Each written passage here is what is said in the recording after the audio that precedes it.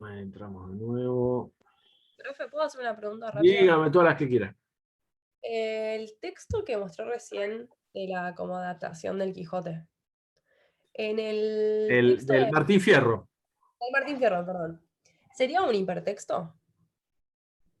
Porque hay una Eh, definición de hipertexto que da el texto de Van den Dorp, ajá, que es como desde la literatura, que dice que es como una modificación completa o parcial de algo que ya está hecho, pero sí, después hace otra definición que a mí me da la sensación que es como más de algo virtual, como que en todos los sí, ejemplos que daba, yo me lo imaginaba, va, de hecho, es muy claro que es como lo virtual, claro. entonces no entiendo si hay Sí, hipertexto. porque sí, ahí hay dos tipos de estudio.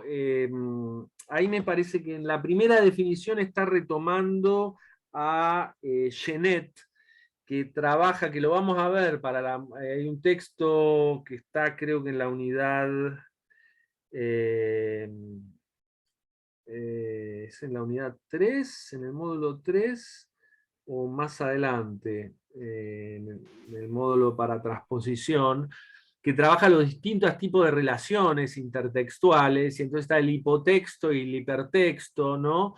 El original y la variación sería, ¿no? Entonces hay un tipo de relación que se establece, que se la ha llamado así hipertextual, pero también hipertexto se lo llama a este texto digital, ¿no? En la pantalla, que está muy vinculado con la posibilidad de navegar, ¿no? Hacia otros textos, ir entrando en una palabra, cliqueando y abriendo otro texto en otro lado, otra pantalla, digamos, ¿no? Entonces toda esa circularidad que le da o continuidad del texto, la no linealidad, ¿no? De la lectura, ya se establece otro tipo de lectura o posibilidad de lectura. Uno puede leerlo linealmente, pero fíjense cómo nuestra lectura también en lo digital va cambiando, ¿no? Porque vos entrás en una imagen, cliqueás, te aparece una publicidad, vas a la publicidad, volvés, entras en un concepto, una idea, y te lleva a Wikipedia o te lleva a otra página y te enganchás a seguir leyendo ahí. Entonces hay una especie de lectura que es como más este, secuencial, ¿no? Que vas agarrando como secuencias de sentido y construyendo secuencias de sentido que ya no están cerradas en el mismo texto, ¿no? Que por supuesto otros te lo van a discutir. Verón hay un texto en la bibliografía que no está obligatorio, pero que está lindo porque es de cortito y le discute a esto de la idea del hipertexto como algo nuevo. Y Verón dice, bueno, pero ya en la biblioteca de la Edad Media estaba la posibilidad de ir de un libro al otro, porque vos estabas en la biblioteca y te citaban a no sé qué santo o no sé qué teólogo, y entonces ibas al otro texto. Es ese recorrido. Lo que pasa es que con el mundo digital, y lo hipertextual y la pantalla, lo tenés todo mucho más, la herramienta mucho más a la mano. ¿Sí? No necesitas estar en la biblioteca, ir buscando la fichita, a ver en qué parte, y llamar al bibliotecario para que te traiga el libro, y entonces tener como unos... ¿No? Es la imagen esa que por ahí está en las películas, ¿no? Ustedes la ven en las películas de estudiantes, de abogados, cuando están agarrando un caso y están en la biblioteca y tienen todos los libros y subrayados y abiertos en una página. Esa es la lectura hipertextual, ¿no? No te limitás a un solo texto, a un solo libro. Agarrás de acá y digo, voy al Martín Fierro y entonces leo el original y entonces leo una crítica del Martín Fierro y un artículo que comenta este nuevo libro, ¿no? Y lo hipertextual te da una posibilidad de saltar de un texto a otro, de ir construyendo sentidos que vos, como lector y lectora, sos mucho más protagonista, ¿no? Porque vos le vas dando el orden, la prioridad, y no va a ser la misma tu lectura que la de Luz, que la de Belén, que la de Mariana, ¿no? Cada uno le va a ir dando un recorrido particular por sus intereses, por dónde te detenés, por dónde saltás de un lugar al otro, ¿no? Entonces, bueno, lo que tenemos es un fenómeno que cada vez está, digamos, influyéndonos más, ¿no? No es solamente la lectura de lo digital, había tecnologías previas que influyeron mucho. Fíjense en lo académico. En lo académico influyó el mundo de la fotocopia, ¿no? Siglo XX, los 80, ¿no? Cuando empezó la fotocopia, hubo una construcción muy distinta de la manera de estudiar un currículum, de armar un programa, ¿no? Porque vos empezaste a leer por fragmentos, un capítulo de este libro, 2 capítulos de este otro, un prólogo de tal autor, ¿no? Y ahí fuiste construyendo una lectura que también fue saltando, no te leías todo el libro del autor, ¿no? Por ahí antes te decían, sí, lea tal capítulo de tal autor, pero si no era, lea tal libro, ¿no? Era otro tipo de propuesta de lectura, ¿no? Como con otra extensión, con otra profundidad en ese pensamiento, ¿no?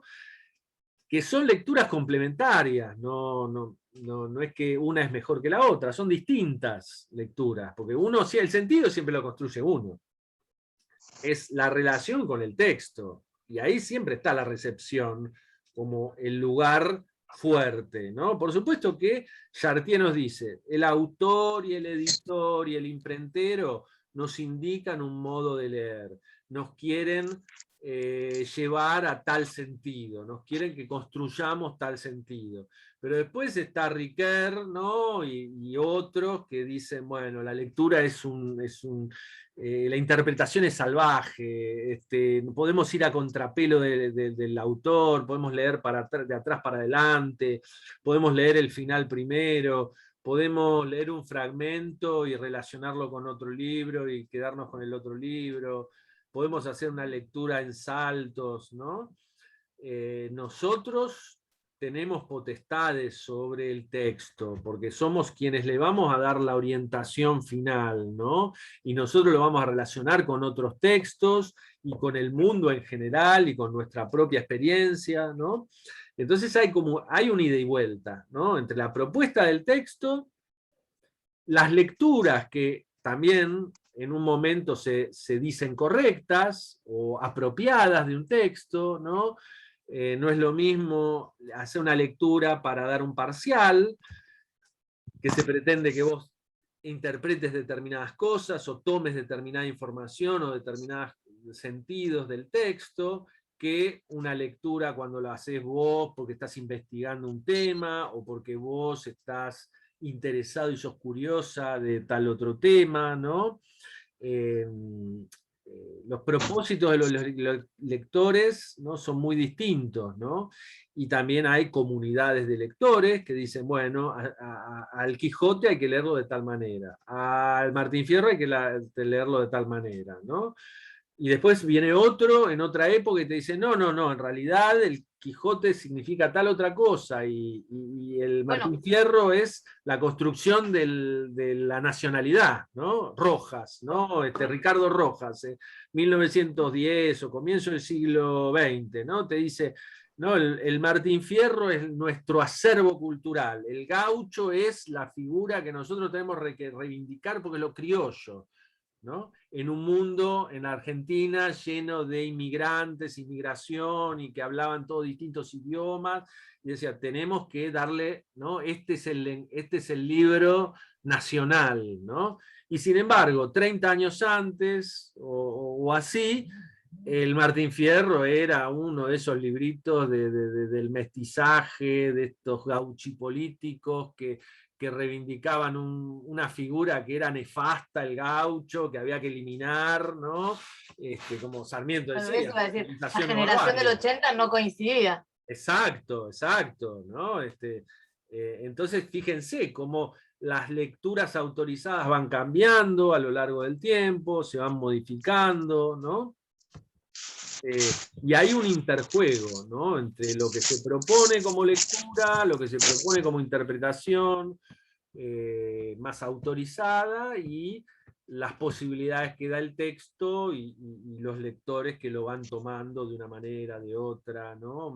Lecturas más atrevidas, lecturas más, ¿no?, relacionadas con otras, ¿no?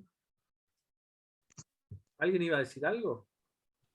No, yo antes cuando hablabas de la forma de leer y las fotocopias, cómo intervinieron y cómo nosotros recortamos para leer lo que queremos y demás, como lo dijiste, los editores, los escritores y los imprenteros medio que nos decían o nos intentan decir de qué manera leerlo. Tengo a esos, las fotocopias ahora las reemplaza una tablet, un PDF, Claro, un libro digital, incluso si lo tenés entero, el libro digital ya no viene foliado, por ejemplo, totalmente. porque vos vas a donde querés y lo movés por donde querés y le entrás por donde quieras.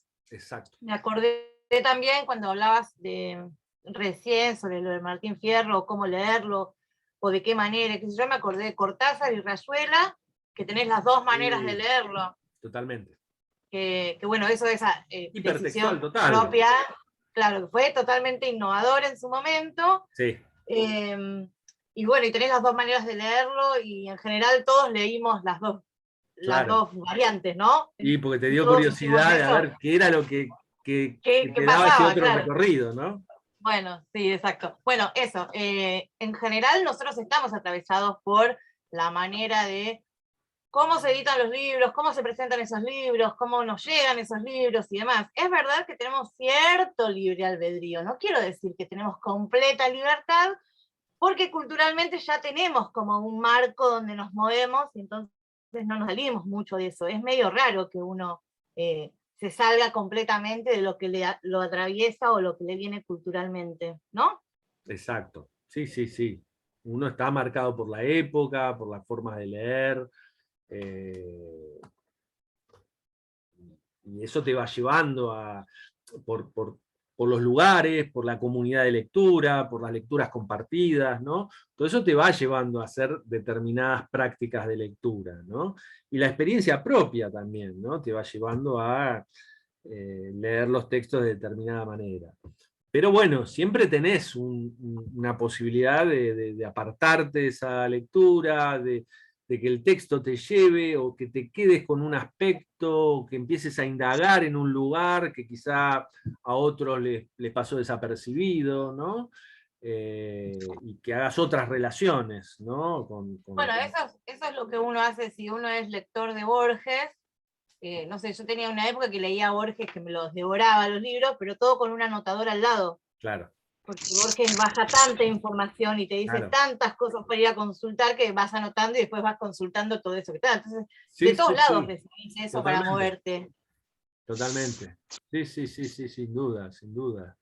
Uno va como haciendo búsquedas y va profundizando en el texto, y va incorporando otras lecturas, ¿no? Sale y entra el texto todo el tiempo, ¿no?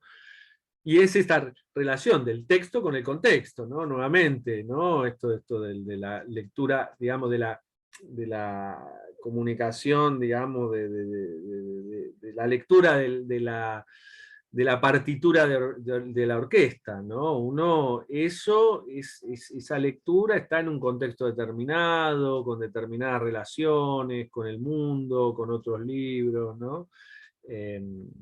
Y también es lo interesante de la lectura, ¿no? Que siempre, siempre está ahí, ¿no? Y bueno, Van den Dorpe va tirando como puntas más hacia estas nuevas formas, o formas más vinculadas con lo hipertextual, ¿no? Hay muchos estudios que se vienen haciendo sobre las formas de leer, los tipos de soporte, ¿no? Tan vinculados con las pantallas, ¿no? En el presente, ¿no? Todas las posibilidades de plataformas variadas que incorporan mucho más la imagen, que incorporan la imagen fija y en movimiento, que incorporan el sonido, ¿no? A la palabra escrita, ¿no? La clásica palabra escrita, ¿no? Y por supuesto el libro también lo tenía, ¿no? Pues hay libros muy variados, con ilustraciones, con imágenes, con fotografías, ¿no? Directamente todo con imágenes, pero siempre como en la cultura libresca, ¿no? Predominó esa idea de la palabra y lo verbal, ¿no? Más que esos otros elementos, ¿no? Que ahora uno los ve mucho más presentes. Y también, fíjense cómo vamos a ir hacia oralidad, también está mucho más presente el discurso oral, ¿no? Hay toda una línea, ¿no?, de estudiosos que hablan del retorno de la oralidad, ¿no?, en el mundo de la escritura, ¿no? Por lo menos el retorno con tantos sentidos que va construyendo, ¿no? Desde que influyen en la forma de escribir, ¿no?, en las formas casi combinadas, ¿no?, en el estilo, ¿sí?, de escritura, ¿sí?, como más coloquial, más, ¿no?, con adaptaciones de los términos, de la forma de escribir, ¿no?, sin tanta atención a las reglas de la gramática o la puntuación, ¿no? Todo lo que son los chats, ¿no? El lugar de escritura del chat es muy ambiguo, es muy entre lo oral y lo escrito, ¿no?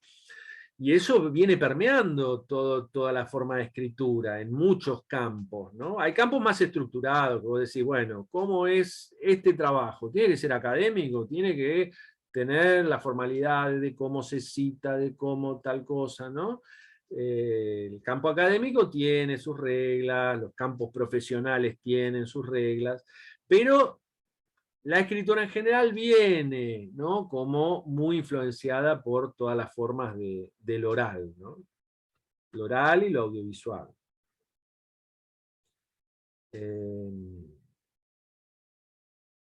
Y bueno, Chartier, ¿no?, fíjense cómo hace este estudio desde el lugar de la historia de la lectura, y como decíamos la otra vez, le da importancia, ¿no?, a cómo se construye y se anuda el sentido en el texto en sí, la materialidad del texto, cómo está escrito, qué palabras tiene, si tiene subtítulos, si tiene aclaraciones, si tiene notas del pie, todo lo paratextual, ¿no?, que da cuenta de una intervención, ya sea de los editores o del autor, ¿no?, hacia marcar un sentido.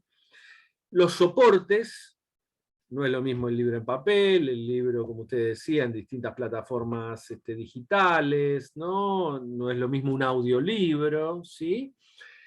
Y la lectura que hacen los lectores en una determinada época, ¿no? La colección de lecturas reales, ¿no?, que se dan en una época, y no sé si el estilo de época, sería como la forma de leer un determinado texto en una época concreta, ¿no?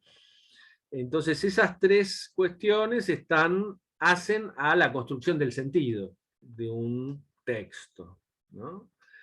Entonces volvemos a la cuestión de lo material, ¿no? Lo material es súper importante, ¿no? El texto no es solamente una abstracción, sino es una abstracción dentro de una cosa concreta que le da su forma y su manera de leer y su acceso o dificultades de acceso en un momento determinado.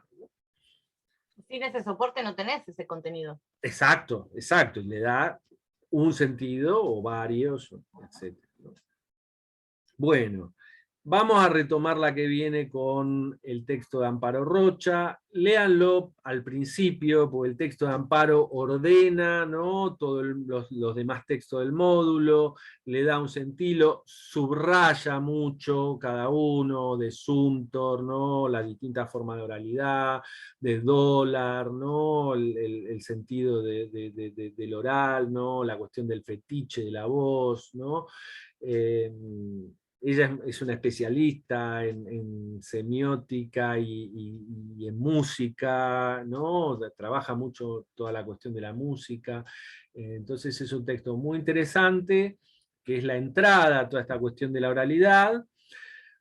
Vayan leyendo los demás textos, traten de tenerlos todos leídos, lo más posible, y vayan haciendo el resumen por grupo de a poco, con tiempo, ¿sí? Lo principal para estas reuniones es tratar de llegar con la mayor parte de los textos leídos del módulo, pues entonces podemos, fíjense cómo se dio ahora, todos tenían el módulo 2, entonces pudimos hablar más concreto de algunas dudas, de algunas cosas que nos dieron para ejemplificar, ¿no?